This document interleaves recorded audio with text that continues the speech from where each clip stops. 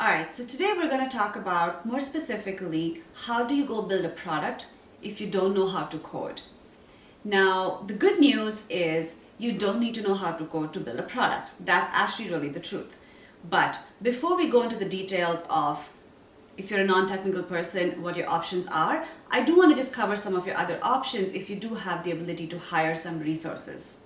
If you do have some experience working with engineering teams, you've been a project manager or a product manager in capacity, this actually is a valuable way to get a lot more done by being sort of the leader over here and getting a team to actually build for you. Obviously, this requires you to have resources to commit to hiring an engineering team. Alternatively, you could obviously learn how to code, and we'll cover that portion in the next segment. You're really not going to learn how to code, you're actually going to be using a bunch of no-code tools to be able to deliver your product. But we'll cover that next. So just keep in mind, if you are someone who is actually looking at hiring a few resources, these are some things to really be mindful of. There are some incredible developers who are remote and are willing to work with you, given that you give them the freedom and flexibility to operate through a remote environment. You can also hire a dev shop. Essentially, these are basically shops of developers that are essentially established largely overseas. Mexico is a big place, Europe, India, and so on are great places to go look for dev shops that will actually come with the whole package. Engineers, designers, project managers to actually take your requirement and go build and deliver a complete solution to you.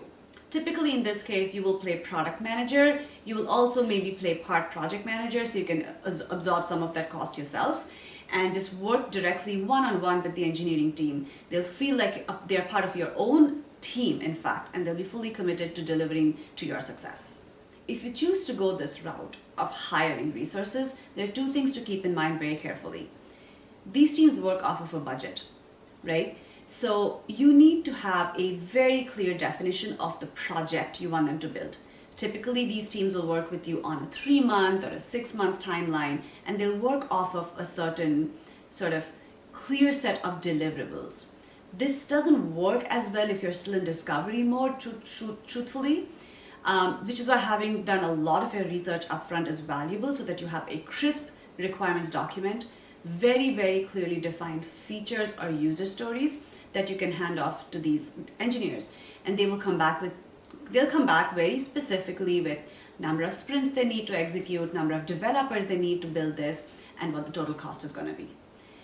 Again, part of this is it's a negotiation game. You probably want to talk to 2 or more of these dev shops or like groups of contractors so you can arrive at the best solution.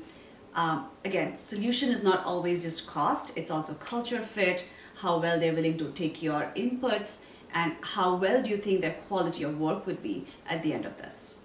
Armed with all of this information, you can now determine your budget and ensure that you're able to cover payroll for the duration of this project.